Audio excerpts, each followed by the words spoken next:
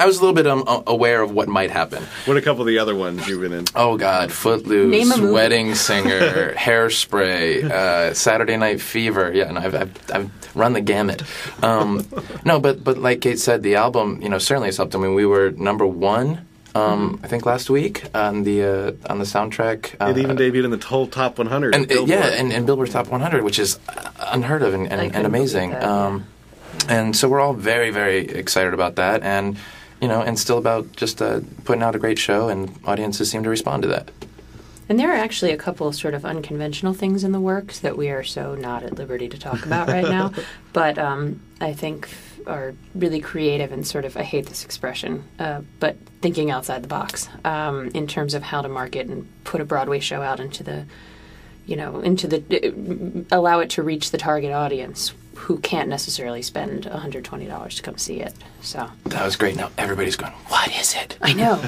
You'll have to come to Legally Blonde. We'll be announcing it from stage during one of the curtain calls in the next 6 weeks. They're going to perform on the moon.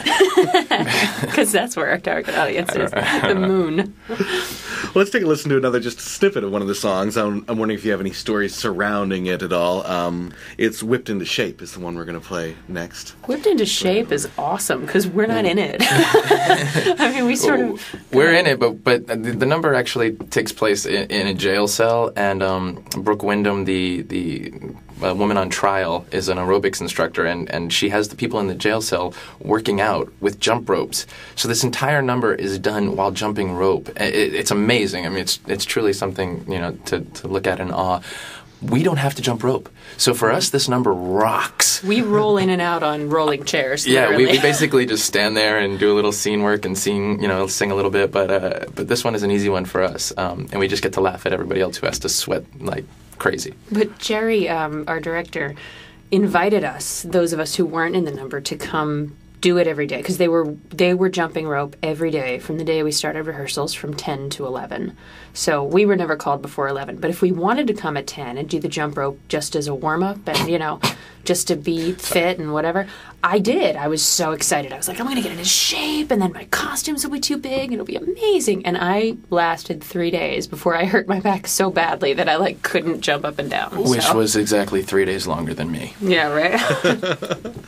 There's a little bit of Whipped into Shape. Do you want an easy miracle? Do you want to lose a pound or two? Then you can turn this off right now. My workout's not for you. I'm talking to the woman who wants it all. Gotta pay for what you get. 'Cause size 2 clothes don't come to those too lazy to sweat. I want you whipped into shape. When I say jump, say how high. You know you're doing it right. When you start to cry, if you don't look like you should, you got to whip it good. I'm sorry, ladies, no escape till you're whipped into shape. Come on, Sabrina, you heifer. So that number rocks. One of the minor things that impressed me somehow, in the little things that are somehow impressive, is the way the jump rope froze in the freeze segments. Stage magic. Stage magic. Things we can do with CGI. We have a couple of those little trickery things in the show. We have in the opening scene. There's a pole slide, like a fireman pole slide, where one person gets on in a robe, and as they slide down, it's very Batman-esque. They end up in full costume by the time they get to the bottom of the pole. And Laura Bell's dress, and it's amazing that these things, the magnetized dress. Yeah, these things are so simple. It's you sort of, if you know how they work, you sort of go, well, how could anybody not figure out how that works? And yet people constantly ask, well, how did you do the jump rope? How did you do the dress? It's just whatever works for people, I guess. I'm still wondering about the Phantom in the chair, at the end of Phantom. So I guess that's my sort of idiocy. I still haven't figured out how to do that. Well, moving on to the next song that we're going to play. This one, most people, if they've seen the movie at all, they should probably recognize where this came from. But maybe if you know anything around this song, Bend and Snap. Mm-hmm. It's a move that my character does in the show a lot. So that's where. Oh wait, no, that's not me.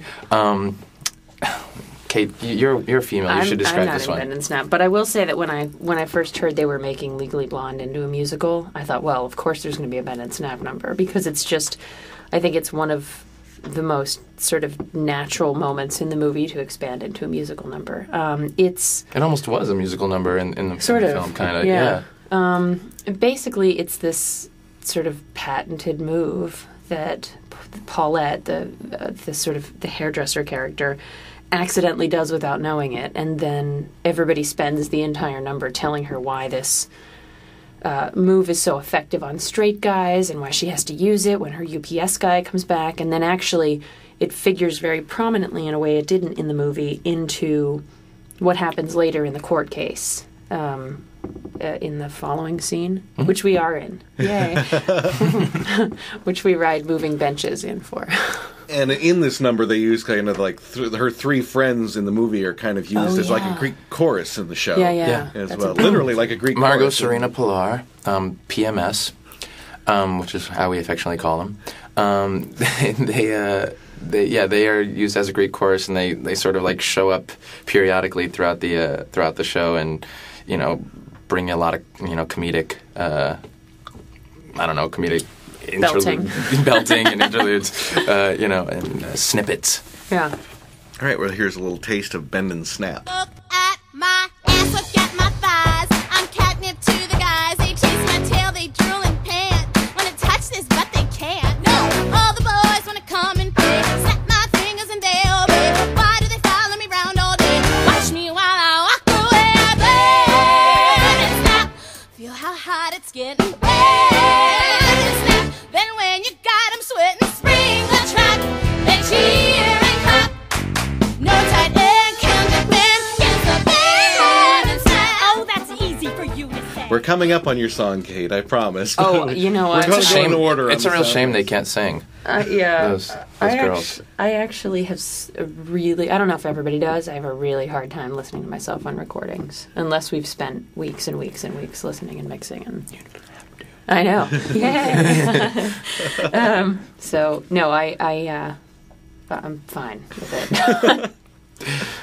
So moving on, as you say, the next scene, this song is from the courtroom case. They're right there. Oh, you're playing this one. Yeah. Well, just a snippet. There's definitely going to be a lot of surprise left when they get the soundtrack. Honestly, for those of you who haven't seen the show and who are definitely coming to the show, as you all are, everyone listening to this is coming to see the show. Or Richard Blake will hunt you or down I will in hunt his you new down. SUV and kill you. This is actually one of like the most fun numbers on Broadway. Honestly, in all the shows I've done, this one's just kind of just crazy and a lot of fun. And the Bend and Snap, which we just heard, does play heavily into this scene, which I'm not going to give away because you guys are going to have to come see it. Yeah. What's nice about this song, I think, and one of the later numbers, is that the pacing of the show for us dictates that this comes at the exact moment that you would start to crash. Like, oh, we're halfway through Act 2, we've got some more show to do. But then suddenly you're doing these insanely silly things and singing these ridiculous lyrics and Irish dancing eventually. And Great. Give it away. I know, I gave away the Irish dancing, which is pivotal. But it's so silly and fun and nice to do because it kind of lifts the energy for us right at the point where the energy could start to take a nosedive. I think it's a well-paced show. So. Word. All right. So here's a bit of There, Right There. There, right there. Look at that tan, well-tinted skin. Look at the killer shape he's in. Look at that slightly stubbly chin. Oh, please, he's gay. Totally gay. I'm not about to celebrate. Every trait could indicate a totally straight expatriate. This guy's not gay, I say not gay. That is the elephant in the room. Well, it's irrelevant to assume that a man who wears perfume is automatically radically fake. But look at his coiffed and crispy locks. Look at his silk translucent socks. There's the eternal paradox. Look what we're seeing. What are we seeing? Is he Of course he's gay gay. or European? Now, we all know with musicals there can tend to be a lot of rewrites and songs thrown out and gone away. And I'm curious if either of the two of you had songs written for your characters that you really liked that got tossed, or if there was just a song from the show that you thought was really good that just didn't make it in for dramatic reasons, whatever. You know what's funny? You and me are probably two of the only people whose stuff has been the same since day one. Since day one, since the very first reading that we did of this years ago. But Kate and I are in a number in the show that is now called Positive. Oh. And we are in that number, sort of, we freeze, and we stand in a freeze.